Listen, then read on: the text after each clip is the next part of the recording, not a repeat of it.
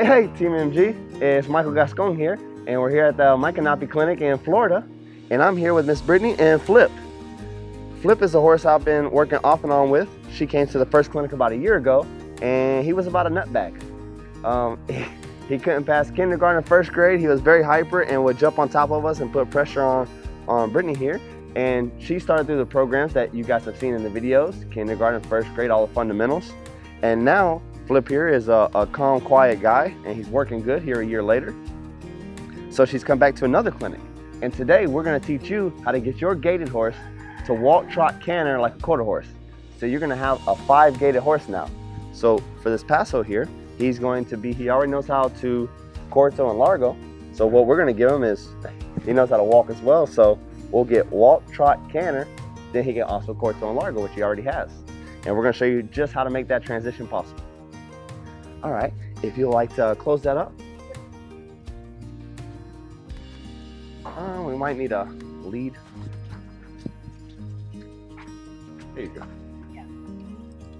Just use this.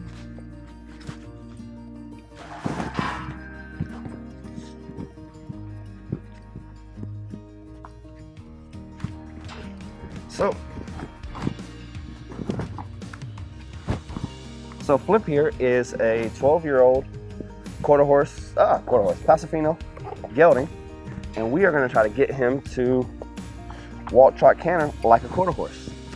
Now, a lot of folks don't even think that it's possible to get a gaited horse to canter, and there's myths out there that people believe that if you canter your gaited horse, that you're going to ruin their gait. I'm here to tell you that that is false.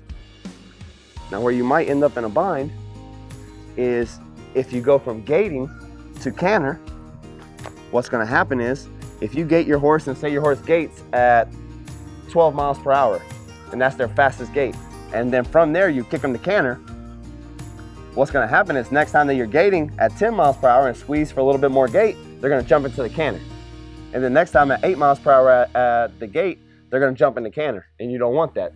That's why a lot of trainers, they say, hey, don't canter your gaited horse, because they're scared that you're going to have the horse you're trying to jump off into to gait. So just like anything we're going to do with the horse, we're going to try to make it crystal clear to the horse what we're asking. So whenever we're asking the horse to gait, they're going to be up in frame with their rear end under them and driving into the bridle. And whenever they canter, we're going to completely let them out of frame. We're going to drop their head, and we want them to lope around like a quarter horse, head low. This is going to ensure that you have the best quality gait when you're gaiting, and then you can go as fast as they can go gaiting and smooth without trying to get confused or trying to start hopping in the front.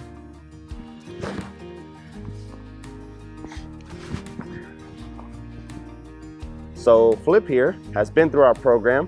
When we started him a year ago at the first clinic in Kissimmee, we worked him with a halter, and then I saw him again. Miss Brittany came up to the ranch for a week for a retreat, which anybody out there is welcome to come to our ranch for a retreat. And she brought her horse for a week, and we worked on all the basics and really got him calm and quiet. And we were able to work him in a halter, finish that workup, then work him in a snaffle. Today we're going to use a snaffle with shanks, a reining style bit, and it's a level number 2. And what we're going to look to do is start dropping his head. So the key to getting that calm, quiet walk, trot, canter is to get him out of frame. So this was a show horse cull. He didn't make it in the show ring. So whenever they cull a horse from any discipline, whether it's race horses or show rings or anything like that, well, they cull it because the horse didn't make it. But you better believe they didn't give it away until they tried really hard. So the horse was very hot and animated and high-headed. So we're gonna do the opposite of that today. We're gonna flex him and ask him to drop his head. So you see he's already to the point that he's starting to get that vertical flexion. Vertical flexion is a fancy way of saying dropping his nose. Once we can get that, we can start asking him to leave his head down there. And what I'm looking for is the same thing I look for on a quarter horse or a warm blood or any trotted horse that I would work with. I would like to see from the pole to the withers to the hindquarters is horizontal. If I can keep this level of horizontal through the walk, through the trot, through the canter, I can ensure that I'm going to have a calm, quiet canter. If they get excited and pick their head up and get animated and pull on me, then it's going to be stiff and rigid. Yesterday in the clinic, we were working a quarter horse. Oh, quarter horses, they lope easy. No, trained quarter horses lope easy. the filly that we worked yesterday, whenever she would pick her head up, she would get real rough with the owner. Whenever we would work her with the halter and drop her head and get her head down there low, and she was using herself and relaxing, then all of a sudden it was a nice quiet canter. And that's what we're gonna look to get out of him today. So the first thing we're gonna do is ask him to flex. And today, we're just gonna flex from point of the shoulder to point of the shoulder. Here, I'll turn this way so you can see it. So if you guys remember, horsemanship flexing, we're pulling them all the way around. But that's exaggerated. In the beginning, when we start with the horse, all we want the horse to do is this. But now that the horse is more trained and more seasoned and we've really got him where we want, now we're gonna start getting more finished, and the flexing goes from point of the shoulder, which is right here, to point of the shoulder. The reason for that, vertical flexion, where his head is down here by his chest, that's the end result. Our finished goal is that we can touch the reins and he just drops his head just like that. And you see how lovely he's doing that right now. So I would like for him, there we go. The other thing I want you to realize is how loose of a rein that I work with. And the reason for that, when I started getting my reining mentors, it was really an aha moment for me. And I realized why reining happens so fast, comparatively speaking to, say, show horses or dressage horses. The reiners, they work on such a loose rein, so the horse gets a huge release for doing the right thing. So they're able to finish them up so quickly. And they're doing such advanced maneuvers, but yet the horses can pick it up real quickly because of the clarity. And the clarity comes from that release. So I see he has no problem dropping his head here. So now I'm just gonna start in the walk. I sit completely relaxed. I keep his head down. And I'm just gonna start giving and going, which means I'm gonna flex his head to one side and ask him to release. Flex his head to the other side. There we go. That's it.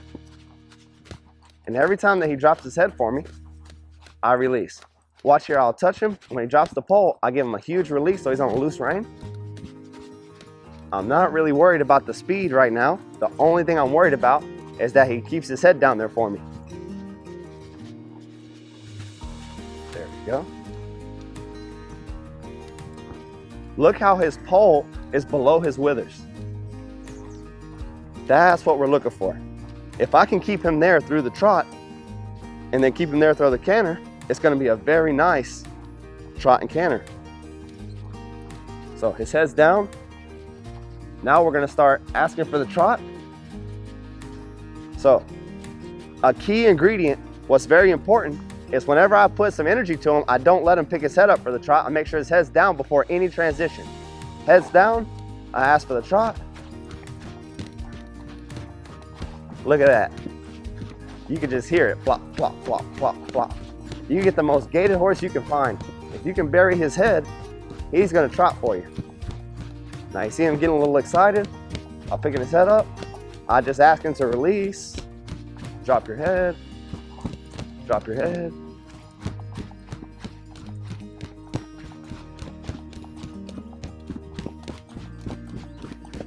So a lot of times people want a different breed of something. You know, you get a gypsy van or you get a Paso, you get an Arabian, and you say, well, I want the horse to lope like a Western pleasure horse. Okay, it's not a breed thing, it's a conditioning thing. You don't see Western pleasure horses loping like that without their riders. So it's just to figure out how they get them to do that. So I want him to walk, trot, canter like a reining horse. So I have to do everything I can to help him with that. So I'm gonna try to get him to drop his head here and leave it down. So right now you see me babysitting him a little bit. As he moves his feet, his whole upbringing in the show ring, every time he moved, he picked his head up, he resisted. So he thinks because he's going fast that he needs to pick his head up and pull on me. I'm telling him, no, just relax. Relax your body. Now look how I'm starting to leave one hand down, pick the other hand up, and flex him off center. So I can pick my left hand up to my hip, right hand down by my knee. There we go.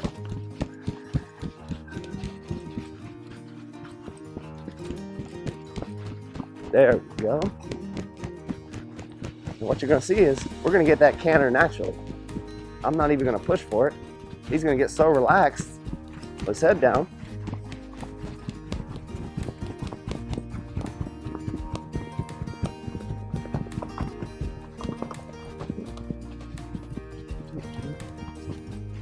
See, he gets excited, picks his head back up.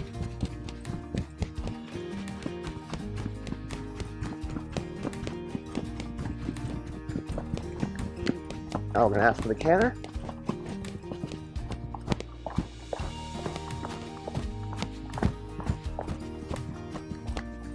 So you saw he broke into it for 3 or 4 strides there. Then he got excited and went back to gait. So I relaxed and dropped his head again.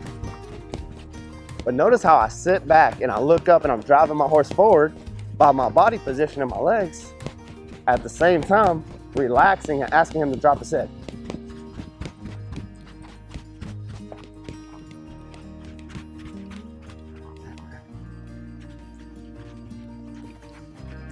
So the faster you go with the head drop, the more relaxed they're gonna be for their head whenever you slow down. Yeah.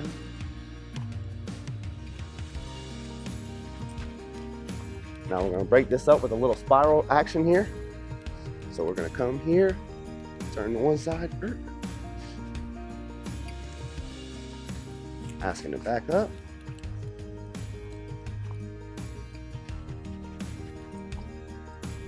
And these spirals, just like we do with the halter, it helps the horse with that vertical flexion, dropping that head down.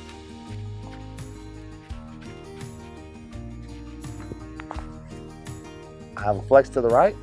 I'm gonna touch and release with the left. There we go. Touch and release with the left. There we go.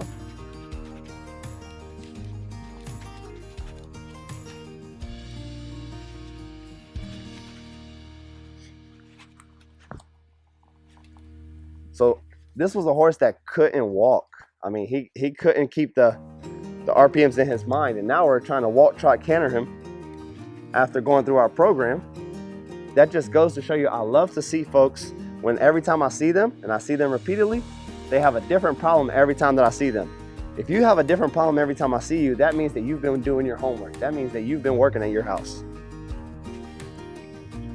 In the beginning, she was scared to walk this horse because his RPMs and his emotions were so high.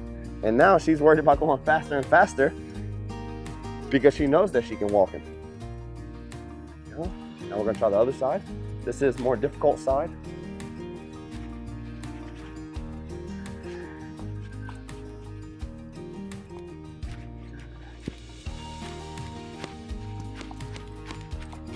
You see, he just trots off, no problem. That's what we want to see. So I always think about the 2 most trained horses in the world as far as disciplines.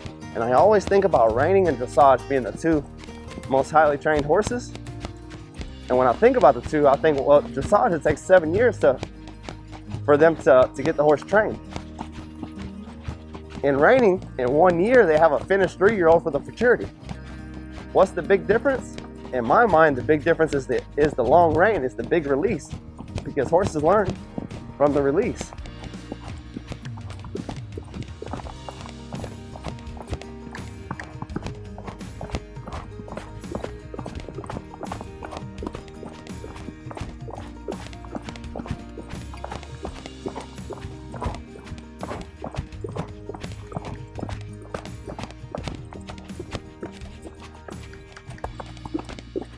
Now, you may not think that this is much, but for a horse that anything outside of a walk, he would get excited and his RPMs would go through the roof and he was borderline uncontrollable.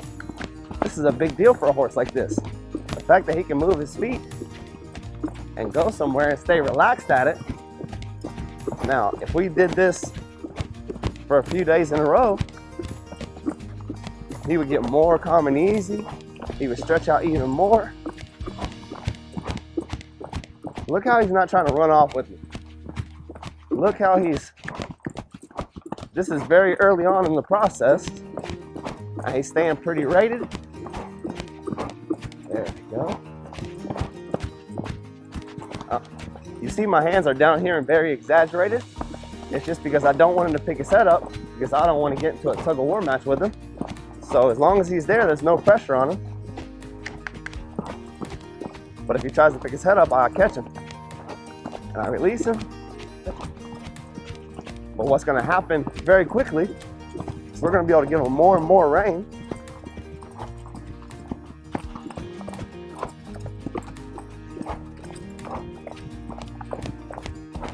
There we go.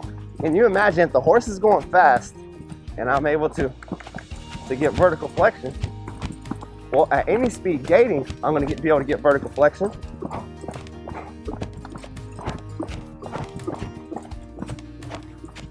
Trot.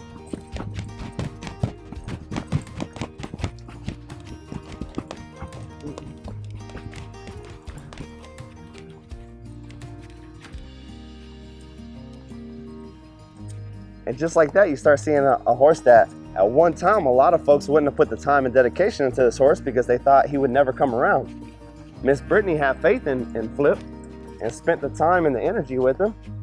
And all of a sudden, she's reaping the fruit of her labor.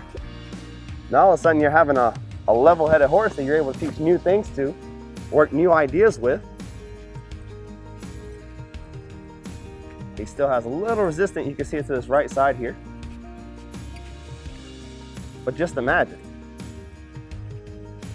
this is the first time that she and I have worked this on this horse at this clinic. You can imagine what a week, what a month would look like. You could have this horse lope in circles like a quarter horse with his head in the dirt, and you could be at the end of your rein. So the reason that you can have a reining or a Western pleasure horse and they can lope a circle like this with no reins is because they get that head to drop down, so the RPM slow down, they're relaxed. And that huge release of constantly throwing the reins to them, very quickly they think just because they're on a loose rein, they don't go faster. Just because they're on a loose rein, they don't pick their head up. Just because they're on a loose rein, they don't get excited about it. Well, once you get that horse that you can walk, trot, canter, relax, and he never picks his head up, it's gonna be very easy to rate him, to take him and start loping circles around a bucket or a cone or something that you can see and start making nice circles. From there, we would start getting him with a simple lead change. And then you would get his flying lead change. Everything gets so much easier when the horse can do it calm and relaxed. Whenever we come to these places, we're always accepting of whatever the horse tries to do to us. Whether it's buck us off, run away, kick us, bite us, whatever they try to do to us, we're accepting of that. But we understand that these calm, quiet moments is where the horse really learns. So you can see Flip is definitely on his way, and we love to see that. Whenever you're out with your gaited horse, it works with any gaited horse out there. We've got Icelandics that can rein, walk, trot, canter, head in the dirt, spin, slide, flying lead change, Pasos, Tennessee walkers, foxtrotters. Anybody could do it. The problem is most of the folks who train these horses have never spent any time with a reining mentor or a Western pleasure mentor or folks who know how to do this work. But the secret is, having worked on both sides of the fence, just keep it separate in the horse's mind. Whenever I want to work on gait with this horse, I'll pick his head up and put him in frame and ride him like everybody else rides a Paso. Then whenever I want him to be my reining horse, I stop, drop his head, and say, okay, sir, I'm gonna give you a complete loose rein, drop your head down there. Oh, and then you see what you're starting to get. That's right there in the very beginning of his canter career. A lot of folks think that Pasos and gaited horses, they bunny hop canter. Well, they only bunny hop canter because they have energy and a high head and they're tense and tight. Well, then when you kick them to canter and they break their gait into canter, then it's super exciting, energetic, adrenaline based. Well, the horse can't relax and just go through the motion. Right there is the beginning of the horse just simply being able to look at that, calm and relaxed about it. And he's gonna relax so much more as we get some more time on him doing it, that you'll be able to lope it into an arena and you won't be able to tell what breed he is. And I just think that that's a beautiful thing. So you guys at home, try that with your gaited horses and let us know how it goes. Thanks for watching. Hey guys, thank you so much for watching our video. make sure to get in the comments below and give us your feedback. Let us know what all problems you're having, if you're having any problems with the steps, if there's more videos or problems that you would like to see. We just want to better help you bond with your horse and help fix some of your equine problems and reach your equine goals.